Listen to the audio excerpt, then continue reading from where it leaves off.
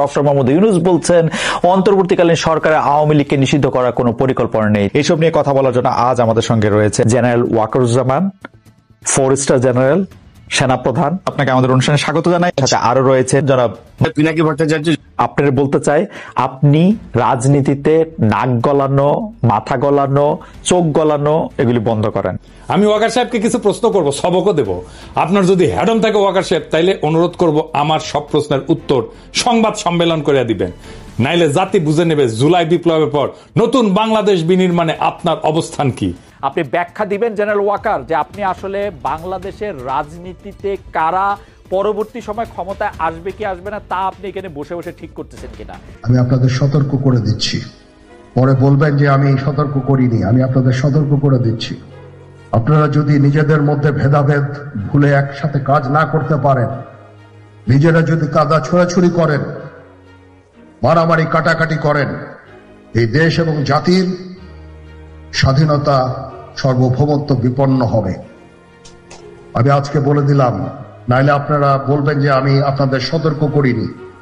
আমি সতর্ক করে দিচ্ছি আপনাদের। ওয়াই সাহেব, আপনি আজকে আমাদের উপদেশ দিলেন, বললেন যে আপনার উপদেশ শুনলে দেশবাসীর লাভ হবে। তা তো ভালোই, তো দেশ কিভাবে চলবে সে উপদেশ দেওয়ার আপনি কেডা? আপনি কোন তালে বর্মিয়া?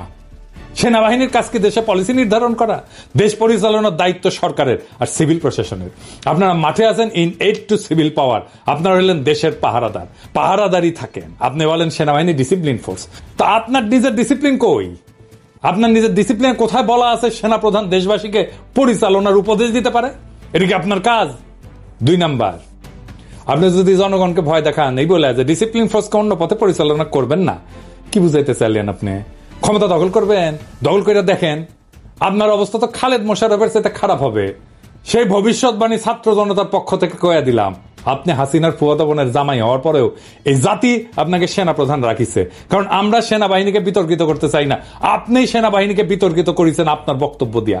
সেনাবাহিনীকে বিভ্রান্ত করবেন না ওয়াকার সাহেব, নইলে জনতার রোশানলে পড়া ইতিহাসে প্রথম সেনাপ্রধান আপনি হবেন। এ বিষয়ে সাবধান করে দিলাম। আপনি গেছেন বিডিআর হত্যাকাণ্ডের শহীদদের স্মরণে নবঘোষিত শহীদ সেনা দিবসের অনুষ্ঠানে, তাই না? এখানে গিয়ে বলবেন কিভাবে সেনাবাহিনী আগামীতে এরকম ঘৃণ্য হত্যাকাণ্ডের সম্ভাবনাকে প্রতিহত করবে। আপনি তো উঠে গেছিলেন, হ্যাঁ, আপনি তখন মেজর আছিলেন, তাই না? ভেতরে মারা যাচ্ছে, আপনি তো কিছুই করেন নাই।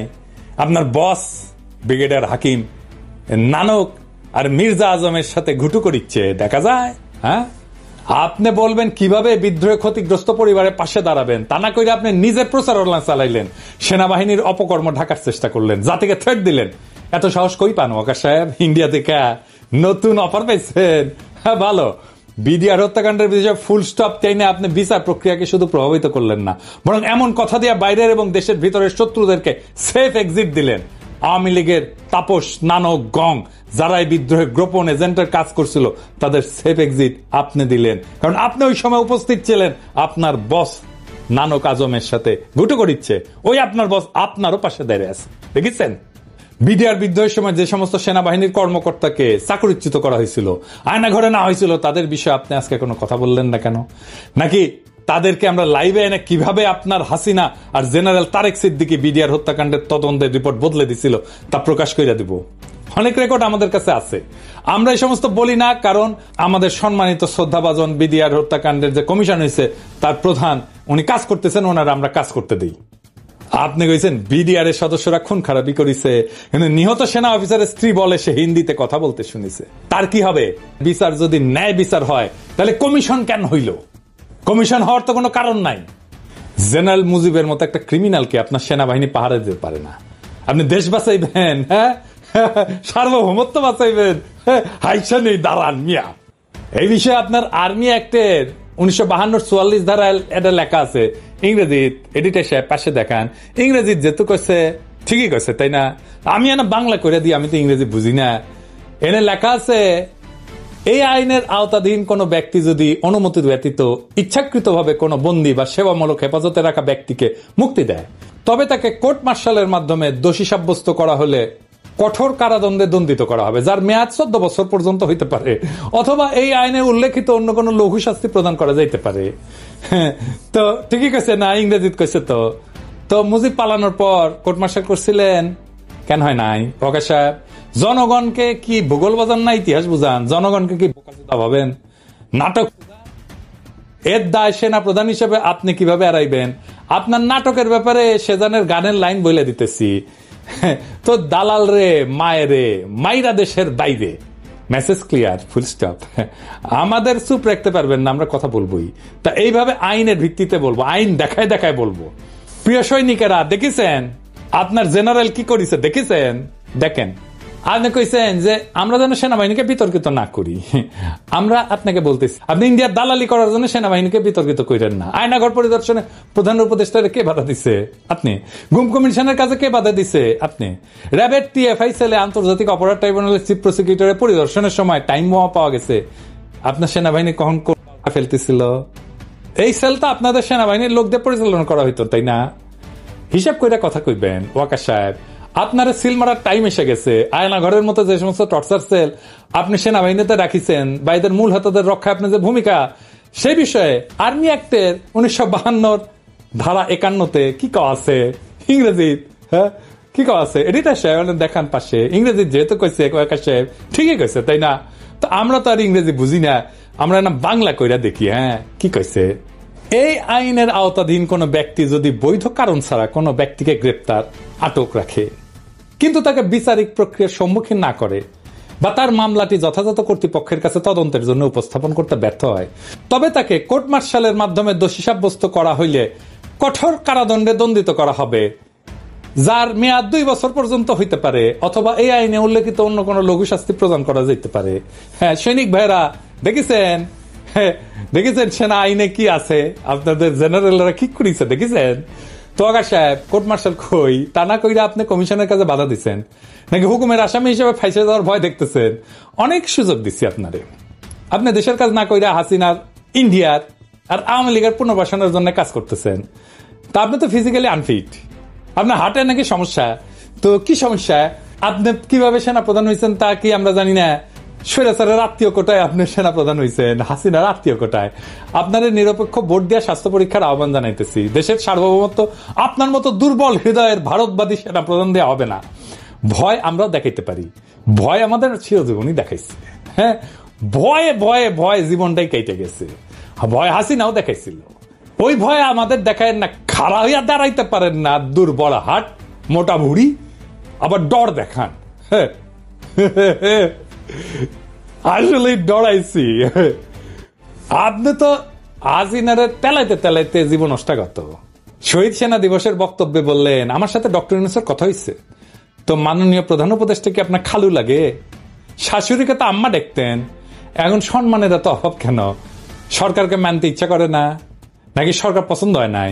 আমাদের জনগণের আপনাকে পছন্দ ছিল না। প্রফেসর ইউনূসের কারণে আপনারা তো আমরা কিছু বলি নাই, কিন্তু আপনার স্বভাব তো আওয়ামী লীগের মতো। আসেন, আপনারা মিলিটারি একাডেমি শিখাইতে যেটা পারে নাই, প্রেসিডেন্স দেখি। ওয়ারেন্ট অফ প্রেসিডেন্স হইল সেই আইন যার দ্বারা সরকারের বিভিন্ন পদের পারস্পরিক জ্যেষ্ঠতা নির্ধারণ করা হয়, কে কার চাইতে বড়। সেখানে মাননীয় প্রধান উপদেষ্টার অবস্থান 2 নম্বরে, আপনার অবস্থান 12 নম্বরে, তাও মন্ত্রী পরিষদ সচিবের পরে। তার মানে আপনি এক বক্তব্যে 2টা বেয়াদবি করেছেন। প্রথম বেয়াদবি আপনি মাননীয় প্রধান উপদেষ্টাকে ডক্টর ইউনূস বলে সম্বোধন করেছেন, আবার আরো বলছেন যে সকল প্রতিষ্ঠান ভেঙে পড়ছে, শুধু সেনাবাহিনী টিকে আছে। আপনি এই কথা দিয়ে পুরা সিভিল প্রশাসনকে অপমান করেছেন, যার প্রাতিষ্ঠানিক অভিভাবক মন্ত্রী পরিষদ সচিব। আপনি আপনার 2 জন সুপিরিয়রকে অপমান করেছেন। আপনার এই সাহসকে দিল ওয়ারেন্ট অফ প্রেসিডেন্স ভাঙার, এইটা আপনি চাকরি বিধি লঙ্ঘন করেছেন। আর্মি অ্যাক্ট 1952 ধারা 33 মতে, ইংরেজি যেহেতু কইছে ঠিকই কইছে, তাই না? পাশে লিখে দেন। তো আমরা তো ইংরেজি বুঝি না, আমরা না বাংলা কই, তাই না? আজ একটা জিনিস কন্ত ওয়াকার সাহেব, আপনার বাবা তো একটা শ্রদ্ধাভাজন আইনজীবী ছিলেন, বিচারকা ছিলেন। তো আপনি আইনের কিছুই তো শিখেন নাই। আপনার বাপেরও যদি কিছু শিখলেনি, তাও একটা কাম হইলেনি। তো এই এলাকা আছে, এই আইনের আওতাধীন কোন ব্যক্তি যদি তার ঊর্ধ্বতন কর্মকর্তার, যিনি মাননীয় প্রধান উপদেষ্টা এবং মন্ত্রী পরিষদ সচিব, যারা ব্যক্তিগতভাবে প্রদত্ত কোন বৈধ আদেশ ইচ্ছাকৃতভাবে অমান্য করেন, এতে কর্তৃপক্ষের প্রতি বিদ্রোহের স্পষ্ট প্রমাণ পাওয়া যায়, এবং তিনি যদি জেনে বা বিশ্বাস করার যথেষ্ট কারণ থাকা সত্ত্বেও আদেশ অমান্য করেন, তবে তাকে কোর্ট মার্শালের মাধ্যমে দোষী সাব্যস্ত করা হইলে কঠোর কারাদণ্ডে দণ্ডিত করা হবে, যার মেয়াদ 14 বছর পর্যন্ত হইতে পারে, অথবা এই আইনে উল্লেখিত যে কোনো লঘু শাস্তি প্রদান করা যেতে পারে। মানে হইলো এই বেয়াদবির জন্য ওয়াকারের 14 বছর সশ্রম কারাদণ্ড হওয়ার বিধান আছে। তার মানে আয়না ঘরের জন্য 14 বছর, আইন বহির্ভূত গ্রেপ্তারের জন্য 2 বছর, আর বেয়াদবির জন্য 14 বছর, মোট 30 বছর সাজা জেনারেল সাহেবের প্রাপ্য। তো স্যার এই 30 বছর আপনার হাসিনার অনেক লেসপেন্সারকে সাথে পাইবেন, তাদের সাথে জেলে বৈশা দেশ গড়ার আলাপ করেন। আপনার শুভকামনা জানাইলাম আগে থেকেই। আরো ইস্যু আছে, একদিন আর কইলাম না, আপনার হার্টের সমস্যা তো একদিনে মেলা চাপ দিলাম না আর কি। আবার কইমুনি এই সেকেন্ড এপিসোডে আর কি কি আপনার প্রতি আসিচ্ছে। তো এই প্রথমে একটা কথা কই, এটা শেষ কথা কই আনি, যে আপনার উপরে আইনটা কেমনে প্রয়োগ করা হবে সেটা না দেখে দিই। বিধানের একটাই সমস্যা, তা হইল যে সেনা আইনের অজুহাত। সেনা প্রধানের উপরে সেনা আইন প্রয়োগ করবে কে, সেটা একটা বড় প্রশ্ন, কিন্তু এর সমাধান আছে। আমার কাছে কাল সব প্রবলেমের সলিউশন আছে। দেশের সর্বোচ্চ আদালত সুপ্রিম কোর্ট, যারা সাংবিধানের ব্যাখ্যা দিতে পারেন, তাই এই সমস্যার সমাধান দিতে পারেন সুপ্রিম কোর্ট। আমি মাননীয় প্রধান বিচারপতিকে অনুরোধ করব, আপনি একটা সুমোটো বা শতপ্রণোদিত রুল জারি করেন এবং সেনা প্রধানকে ওয়ারেন্ট অফ প্রেসিডেন্স এবং সেনা আইন লঙ্ঘনের বিষয়ে ব্যাখ্যা দিতে আদালতে ডাকেন। বিচার বিভাগ স্বাধীন এবং তার স্বাধীনতা প্রমাণের এটাই সবচেয়ে বড় সুযোগ। আশা করি এই সুযোগ আমাদের মাননীয় প্রধান বিচারপতি নষ্ট করবেন না। প্রধান বিচারপতি একজন দক্ষ এবং যোগ্য মানুষ। আশা করি আপনি বিচার বিভাগের প্রতি জনগণের আস্থা ফিরিয়ে আনতে ছোট্ট কাজটা করবেন। আমাদের দুর্নীতি দমন কমিশনের প্রতি অনুরোধ, 111-এর সময় যত সেনা কর্মকর্তা মাঠে দায়িত্ব ছিল তাদের সম্পদের অনুসন্ধান করেন, সব খুঁজে টেনে টেনে বের করেন। হ্যাঁ, ওইটা সম্পদ ধরে টান দিবেন, সব সোজা রোলারের মতো সোজা হয়ে যাবে। আওয়ামী লীগের সময় পদোন্নতি পাওয়া কর্নেল র্যাঙ্কের উপরে সবার উপরে অনুসন্ধান চালান। যারা সড়ক এবং জনপদের প্রকল্প পরিচালক ছিল তাদের এই অনুসন্ধানের আওতায় আনেন, দেখবেন অনেক সমস্যার সমাধান হয়ে যাবে। সব সমস্যার সমাধান আছে, বুঝছাও। মন্ত্রী পরিষদ সচিব আর প্রধান উপদেষ্টা মুখ্য সচিব আপনাদের নেতৃত্বে সিভিল প্রশাসনকে যা অকার্যকর বলছে তার প্রতিবাদ করেন। আপনাদের দিকে পুরা সিভিল প্রশাসন তাকায় আছে। আপনারাই প্রথম রাতের নির্বাচনে কুশীলবদের চাকরিচ্যুত করছেন, এতে প্রশাসনের সম্মান বাড়ছে। আর্মি চিফের এমন লজ্জাজনক মন্তব্যের প্রতিবাদ করেন। আমরা এই ক্ষেত্রে সিভিল প্রশাসনের পক্ষে, জনতা তার সেবকদের সম্মান দিতে চায়। জুলাই বিপ্লবের গণহত্যায় যে বাহিনী জনগণের উপর গুলি চালাইছে তাদের থেকে দেশ গঠন আর সার্বভৌমত্বের লেকচার 5ই আগস্টের পর নতুন বাংলাদেশের সবচেয়ে বড় প্রহসন। ওয়াকার সাহেব, আপনি দুর্বল হৃদয়ের মানুষ, হারকুলিস হইতে যায় না। রাজনীতির মাঠ বড় পিচ্ছিল, এখানে খেলা অত সহজ না। 18 বছর থেকে আপনি যখন লেফট রাইট করেছিলেন তখন আমরা রাজনীতির রাজা উজির মারি। বাংলাদেশে ইন্ডিয়ার লেসপেন্সারি করার কোন দল, কোন ইনস্টিটিউট টিকতে পারবে না। Full stop, period. হাসিনা পারেনি, পুলিশ, র্যাব, বিজিবি পারেনি। সেনা শাসনের ডট দেখান না। ইন্ডিয়ান পাওয়ার কলিকাতা হারবাল খেয়া বীর ছাত্র জনতাকে ডট দেখাইতে আসবেন না। খালেদ মোশাররফ কলে হইপার থেকে ডাক দিবে, উইও হারকুলিস হবার চাইছিল ইন্ডিয়ান সালসা খাইয়া। আবার আওয়ামী শাসন, ভারতীয় আধিপত্যবাদ ফিরে আনতে চাইছিল। ওই ইতিহাসে রিপিট করতে চাইলে স্বাগতম। আপনি যে আওয়াজ দেন আমরা দেশে ফিরলে সামলাইতে পারবেন, হুদাই ফাল পাইলেন না। আমরাও শান্তি চাই দেশে, আমরা স্থিতিশীলতা চাই, কিন্তু কোনোভাবেই ইন্ডিয়ার তালুকদারি আর হাসিনার আওয়ামী লীগের প্রত্যাবর্তনের বিনিময়ে না। ইন্ডিয়ান স্বার্থ পুনর্বহাল আর আওয়ামী লীগের পুনর্বাসনের চেষ্টা করলে আমরাও এর শেষ দেখে ছাড়বো। পরে কয়েন না, সাবধান করি নাই, সাবধান। আপনার হুমকি আমরাও দিতে পারি, কেন আমরাই জনতার কণ্ঠস্বর, আমরাই দেশের মালিক।